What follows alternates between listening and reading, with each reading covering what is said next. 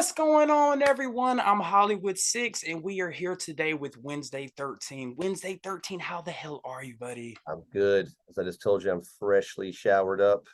Got some new freshly dyed black hair just in time for the setup for Halloween. And Halloween in my we just got in the hotel today and there's a Halloween marathon. Halloween one is just about to finish and then Halloween two. So it's almost like they knew I was coming in here today. They knew you were coming, so they set Yeah. up the movies for you. Yes. Hell yeah. Look, before we hop into it, man, before we talk about Horrifier, I want to speak to you as a fan for a second here. Okay. I'm a huge Slipknot fan, huge. Hmm. And you were in Murder Dolls with Joey Jordison. Yes. First and foremost, rest in peace. But how was it working with him, man? It was the best songwriting partner I've ever had or ever think I will have. Our chemistry together was something that I didn't have or don't have with anyone else. I mean, I have we just had this instant chemistry when we first met. I mean, he basically contacted me to come out and try out for this new band that he was putting together, and he was familiar with my stuff. And at the time, I really wasn't, I was aware of Slipknot, but I wasn't like a Slipknot fan. And I think he thought that was the best thing that I Right. didn't know much about him, or I knew about him, but I wasn't like a super fan. He didn't want to start a band with a super fan, and I was like, well, I'm definitely not. And but man, just instantly the chemistry we had, and you can really hear it. The first album is one thing, but that was, but the second album, that's the chemistry. I mean, for him and I not to speak for like 8 years, or not really not speak. Wow. We didn't work together for 8 years. We get back together and we literally just sat in front of each other in the studio and just laid these tracks down and put these songs together as if, I mean, it was just like it just rolled like that. And I've never been able to do something that easy uh again. Like literally we had 20 songs for that Women and Children last, Mhm. and we sat down and he played, we tracked the drums first. I sat in front of him with a guitar and we talked it out, and we had that whole album, the drums and everything laid down in like 3 days. It was insane how it clicked and worked like that. So that's something I'm gonna extremely miss, because I always knew, and I knew we'd work together again. I spoke to him a month before he passed away, and we were talking about doing Murder Dolls again. So it's yeah, man, it's something that I don't know if I'll ever get over, but I definitely Wow. will never forget the guy and what he did for me in my life and my career. And I wouldn't be here talking to you right now if that guy wouldn't have discovered me. He was the one. So I'm really proud to have worked with him and the music we created, and it'll live on forever. And and as long as I'm alive, I'll keep his memory going with everything I do. Man, I can't do anything but salute that. That shows your character and how much of a friend Joey was actually. You had said that you guys were planning on coming out with a new Murder Dolls album. Is that correct? We had talked about it. That was the thing. Joey and I always, and I think he thought the same way of me as well. It was just, I think after this departure from Slipknot, he needed to do some other stuff besides Murder Dolls to prove he could do other things. And but I think, right when the COVID stuff hit, he and Mhm. I chatted, and I'm like, hey, we might have 2 years off here. Let's maybe do something. And he's like, I'll get back to you. And then about a month before he passed, he had wrote me just out of the blue. He's watching Texas Chainsaw Massacre and texted me. We always would laugh about that. And he was like, and there's a part in that movie where the guy's like, I have this knife. And we used to always quote that, and he said that should be the next Murder Doll song. We should start off with a song called "I Have This I Knife." have this knife. That would have been dope, dude. That would have That was, been dope. I still have that text. That was literally like a month before he passed away, and he just hit me up out of the blue. We hadn't really spoke that much, over the COVID crisis, and but he did hit me up, and it was a shock. I found out like the rest of the world found out. We all read online, and then that was it. That's awesome, man. And it's crazy. He's known for his phenomenal drum playing, but he didn't play drums in Murder Dolls. You guys, he did guitar, and you guys wrote the lyrics together, right? Joey was the guitarist on the in the live band, but on the album he played drums, he played Oh, guitar, did he he? played bass. I played guitar, I played some bass on the record. The first album is 90% Joey playing every single instrument. And I played some guitar. I believe the guitarist Trip, who was with us at the time, did a couple of guitar solos. The second album, it was Joey and I and my guitarist Ramon, who is in my band now and was also in that second lineup of Murder Dolls. But Joey was he could do everything. He couldn't be the lead Man. vocalist, and I couldn't be the drummer. So together we could. Right, right, We were a right. two-man band, and that's how it worked. Man, that's awesome. Rest in peace, man. Yeah, moving on, dude. Okay. The new album is out, Horrifier. First and foremost, before we speak about the new album, I want to know your name, Wednesday 13. Now, this being the spooky season, it's Halloween, right? It's right around the corner. How did you come up with Wednesday 13? And the reason I asked that is because, the number 13 is usually associated with unlucky. Like, there's Right, not a 13 in like hotels. right. And Wednesday is like considered the unlucky day. So where'd you come up with the name from? Um, it was just a combination, I guess, of two things. I started using the name like in 1995, I believe, is when I started using it. I didn't, I was playing in bands, and I didn't have like a cool stage name. I think I was going as my real name's Joe, so I think at the time I was going as I couldn't come up with the last name, so I just called myself Joe Nothing. I was like, that's not good enough. And then right before Frankenstein Drag Queen started becoming or became the when I put that band together, I just had obviously Wednesday Adams was the name where I got Wednesday from.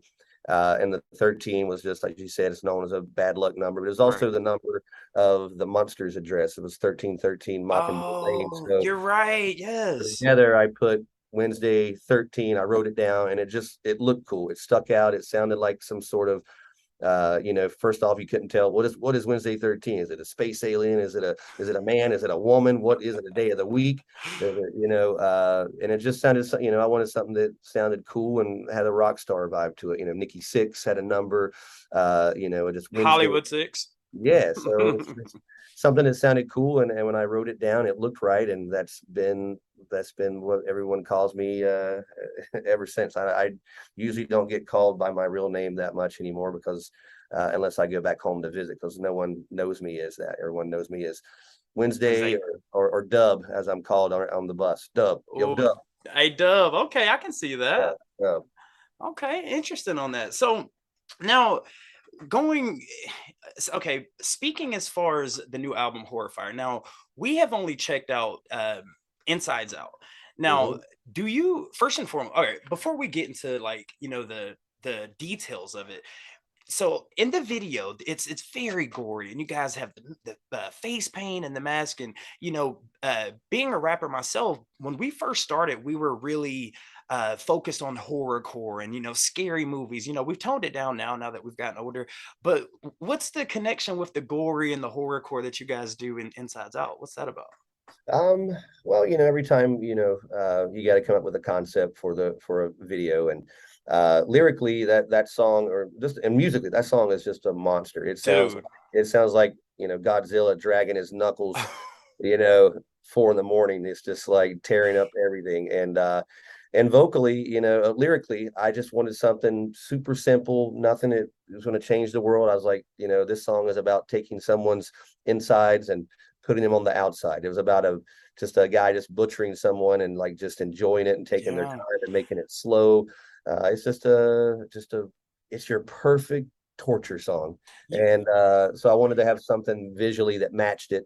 So when it came the idea for, I was like, it'd be cool if I had like I'm always thinking like Texas Chainsaw Massacre. I literally got my idea or how it I don't think it turned out that way, but my idea was from Texas Chainsaw Massacre 2, whenever Leatherface is sort of taunting the girl Stretch in the movie, and she's just cut off her friend yeah.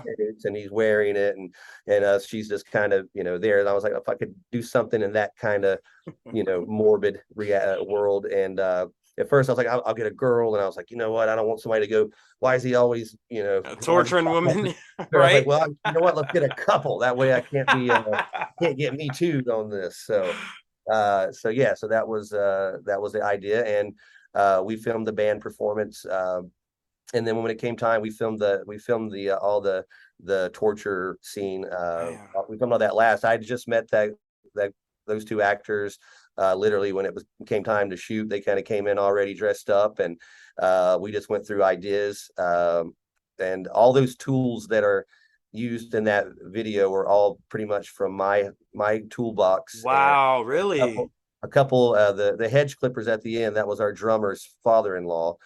Hedge clippers we used, and the knife I use in it is my nod to the movie Cobra with Sylvester Stallone. Oh, great movie. That was the murder knife. So that's the knife I have in that. And also a fun fact people will not know, but when I pull the guy's tooth out, that's actually a real tooth. That's my wisdom tooth I had pulled out a couple years ago, and I had it saved. Hold on, Wednesday 13. Hold on, bro. Hold on, bro. I'm gonna put my notes down. You saved your wisdom tooth and used it for on set? Yeah, why not? I mean, my That's doctor fucking my doctor put legendary, it, dude. yeah, my doctor put it in a little plastic tooth like thing I could take as a souvenir. And when I was getting all this stuff together for the video, I just went, I'm gonna pull a guy's tooth out, but what am I going to use? I'm not going to use a piece of gum. I'm not going to use something fake. And I was like, let's keep it Wow. realistic. Let's use a real tooth. So that's my real tooth. That is It was my awesome. real tooth. That is, with having, my co-host with me, Smokey, he's not here with us today, but me watching you, have you seen like how there's a Netflix has got this new documentary out about Jeffrey Dahmer? Have you I've, seen I've it? heard I've heard about it. I haven't had time to watch it because we're on tour right now, but I've definitely been reading about it. Right. Now, when I saw Insides Out and listening to those lyrics, it's like, man, this, in a way, it sounds like a perspective of Jeffrey Dahmer where he was fascinated with the insides of human beings and would do Mhm. anything to take them out. And I find it very creative that you can take something so gory, so inhumane, but turn it into art and good art. Because, bro, in Insides Out, those are some of the chunkiest riffs. Like those riffs are crazy. Like seriously. Great. It's great. I that's all our guitar player, Ramon. He came in with that riff, and I was just like, what is this? It sounds so heavy, but it's not, there's no crazy, blast beats, or it's just like it's to me, when I was trying to explain it to someone and they were like, well, this is a very different song for you. It's heavy. I'm like, yes, it is, but also in my mind, like when I'm a huge Twisted Sister fan, Ooh. and I loved, everybody knows their songs, We're Not Going to Take It, and I Want to Rock, and those kind of songs. But then on that Stay Hungry album, which is my favorite by them, when they when I bought the album, I was expecting the whole album to be We're Not Going to Take It and all that. But when it gets to track 3 and it goes into Burn in Hell, and then it goes into Captain Howdy, and it's the heaviest, and it kind of scared me. I was like, because I heard it when I was really young, and I'm like, what is this? They're scary. They kind of went from being like kind of a humorous tongue-in-cheek thing to making them scary. And so that's kind of what I channeled in on that. And then the same thing is like Kiss, with God of Thunder. Mm. What a different song from Rock and Roll All Night or something. And just you heard that, and it was just heavy. So that was sort of my approach to it. I was like, well, this will be our Captain Howdy. This will be our God of Thunder. And we play it live every night on this tour. It's my favorite song to play. And the crowd is already, if they know it, they're They're singing the jamming. inside out part. And it's just, even if you don't know it, you can't help but just do this. Just ride that, man. I Yeah. can't wait. I can't wait for you to see the reaction because that's exactly what we did. Are you guys coming to Atlanta anytime soon? We did Atlanta on the first leg of this tour. This is like the second leg of it, so we've already went through the South. Oh, But I love Atlanta. We'll be back. We're already getting stuff together for next year, and we'll be doing a full headline horrifier tour. And yeah, you'll get to hear that song live. It really comes across like amazing live. It's great. I wear the butcher's outfit. I do the whole thing, so oh, I get into it. I will definitely be there. Now, sticking with Insides Out real quick. You do predominantly most of the lyric writing, right? I do all the lyrics. All the lyrics. Yeah. Okay. As a fellow lyricist myself, I have to ask you about some bars that you put in this song because I I love the bars, but I want to hear it from the horse's mouth and exactly what you meant. So in Okay. Insides Out, you said, "Bow down to me, my sweet amputee. I never hesitate the chance to mutilate. And now I take this knife. With it, I'll take your life. But first, let's take a look of what you've got inside. I want your insides out." Yeah. Bars, dude. It's just to the point. It's just saying, it's like I just imagine just like the video, like I said, I wrote this before we did the video, but I just imagine just having someone just bringing in the lamb to the slaughter. That's what it is. And I try to be tongue in cheek with it, Yes. as much, and makes it fun. But but yeah, it's simple. It's a simple song, and there's not a whole lot to explain about it. It's just insides out. Man, I love it, dude. I'm a big fan, and I can't wait to check out. We our subscribers told us to check out Insides Out, by Wednesday 13. But with the new album out, we haven't checked out anything next. So I'm asking you, I'm asking the creator, what should we react to next from the album Horrifier? Your next one's going to be the song "Good Day to Be a Bad Guy." Good. And Okay. that was one of the very first songs I came up with. The title's fun. It's and the song, to me, could have, would have, should have been a Murder Doll song. It Ooh. sounds like it. The lyrics, I say the F word in it almost every other line, so I go back to my roots on that. But the title of it was really funny, or trying to have any kind of humor during the COVID lockdown at all was welcome for me. So I remember, I live in Los Angeles now, and so Los Angeles was the first place in the U.S. to really kind of shut down and make all the restrictions. So I remember, just like everybody, the first time you heard mandatory mask, everybody was like, Hmm. "What? Mandatory mask?" And my sick brain is thinking like mandatory mask everywhere, like even in the bank. Man, it's a good day to be a bad guy. It's a good day to be a bad guy. Heck Was yeah, like dude. boom, just so that's where that title came from, and it made me laugh, and that song is another one we've been playing live, and it's an anthem. It is. It's if people say that, and over the years, because I always am experimenting and changing my sound and not trying to stick to one thing. And Yeah. my horror punk roots are, where I started back in the mid '90s, but I don't do that as much these days. But this song is in the spirit of that. It may be one of the best horror punk type songs I think Wow. that I've made, and so far the reaction is great. It's perfect Wednesday 13, and like I said, I bring back excessive use of the F word. The F word. So yeah. So You calling it horror punk, we're new to the metal scene, the metal rock scene. And mhm. I literally, the next question I was going to ask you is, what genre would you classify the album Horrifier as?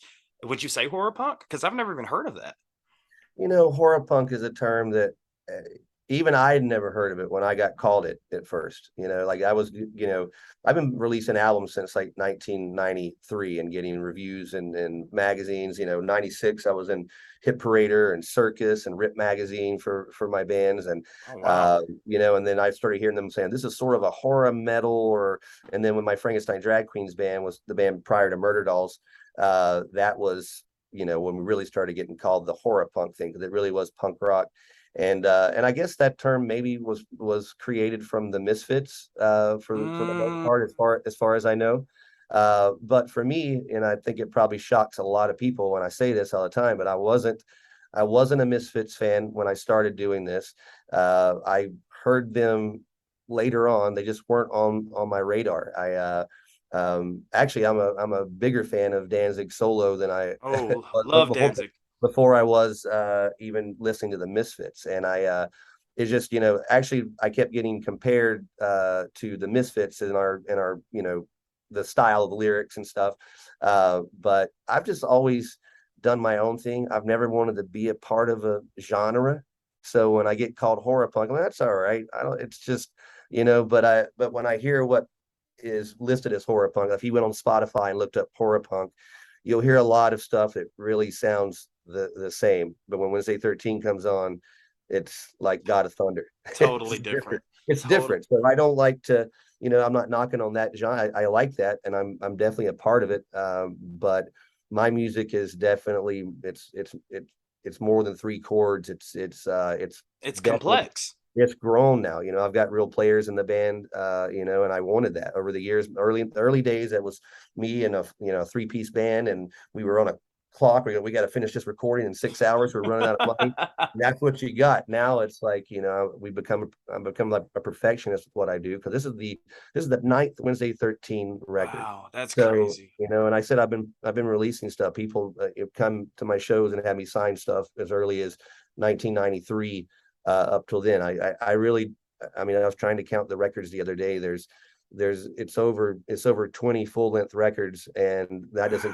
that doesn't count the EP. So when I see people when I haven't seen since high school or whatever, and they go, "What have you been doing since then?" Like, you see this stack of records? Exactly. This is what I've been doing. What have Yeah, you been doing? yeah. So I stayed busy. I almost released a record every year since 1996, almost a couple years out of that. But so yeah, I stayed busy, and once I got my foot in the door with Murder Dolls, I was Right. not getting out. You Yeah. couldn't have. You Won't, try getting me out of there. once you put your foot on the neck, you never let go. Never. Yeah. Man, first of all, I want to commend you because dude, that's a big body of work. Big body of It is. work. It is. 100%. Yeah. I started in bands when I was 15 years old, or playing live when I was 15. I had to sneak into the clubs. They didn't know. They were like, "This is a teenager." But I was playing with guys that were like 20 or something, so I was able to do that. So yeah, man, music has been my life. It's rescued me. It saved me. It helps me. It heals me. And I get to give that back to people the same way, because music is the same way for them. So I'm excited for my fans to get a new Wednesday 13 record. So it's exciting to hear their reaction to it. Man, we're excited to have it, and thank you for that. Before I let you go, I know you're a very busy man, but I try to take it off topic and just speak to Mhm. Wednesday 13 as just a normal person. So really quick, who are your top three favorite guitarists of all time, dead or alive? Three favorite guitarists: Ace Frehley of Kiss, Okay. he's number one. Angus Young, Oh, and I'm going to be cheesy and say my guitar player Ramon Sermon, because he does guitar stuff I've never heard. It's like Dimebag Daryl, but oh, wow! and What a out comparison. and that's one of his favorite guitar players. I mean, his whammy stuff that he does is next level. And like I said, his guitar sounds like a laser gun. He's like dime Mm. he's like Dimebag from space. Uh, you know, He's ounce bag, not down and bag. He's ounce bag. yeah. That's awesome. So yeah, man, that's but no, I mean he's a newer guy, but yeah, my favorites are definitely like we're Ace Frehley. He was just the space ace. So Right. to me, my guitarist, he's the new space ace in our band. Right. Okay. One more. Or a couple more. Top Mhm. three. If top three bands that you would like to see perform, dead or alive. Top three. Top three. I've been pretty fortunate to see a lot of cool bands. Uh, One of my favorite artists of all time that passed away before I think I was even born, or the year I was born, Mark Bolan of the band T-Rex. He's pretty much the inventor of glam rock next to David Bowie. Oh, So wow. that'd be my second answer, would be David Bowie. I never got a chance to see David Bowie, and probably the Ramones. I missed out Oh on that man. too, unfortunately. So that would be the three bands that would I would love to see. I've been able to see a lot of other cool stuff. I've seen Twisted Sister, Motley Crue, Kiss, Alice Cooper, uh, Wasp. But it's like those are the bands that aren't around anymore with the angst they used to have. Man, that Sex Pistols, especially, they're still around. They just don't get along. yeah, dude. We actually just did a podcast about the Sex Pistols and how their egos got conflated between the band. Yeah, it's Great. a weird thing, but what a great record. I would Yes. say their first album is as timeless and as snotty as GNR's Appetite for Destruction. It's it's Hmm. it's it's equally it'll never die. Okay. Three more here. Three artists that you would like to work with, dead or alive. That if Three you could artists I pay, can look. that you could work with, dead or alive. Who you got? Again, I'm showing all my influences all over the place. Another one of my favorite bands is the band Killing Joke that Joey Jordison actually turned me on. Oh yeah, I heard. I had never, I knew of them, never got into them, and he turned me on to them, and they've become probably my favorite band next to the other bands I mentioned. You know, they're just they took me on a journey. I didn't know what the guy was singing about, so I had to start reading books, and thanks to that guy, I've just my whole world's opened up to things like it was the first smart band that I listened to. So that the front guy of that band, Jazz Coleman, big influence on me. He's also been a big influence on my vocals over the years. That guy sounds like a fucking lion when he sings. So he would be a artist I would love to work with. There's also another guy from Atlanta, Georgia, which I'm a big fan of, named Butch Walker. I Uh, never heard of him, but now I need to do some research Butch because Walker basically produces everything from Avril Lavigne to Green Day, Weezer. But he had does a he band. does He he had a do band. anything with Mastodon? No, Oh, but he had a band from Atlanta, a hair metal band called South Gang. And then he had a band called South Marvelous Gang. Three in the early late '90s, and they were like and they had a big hit called Freak of the Week, or a Hmm. semi hit for them.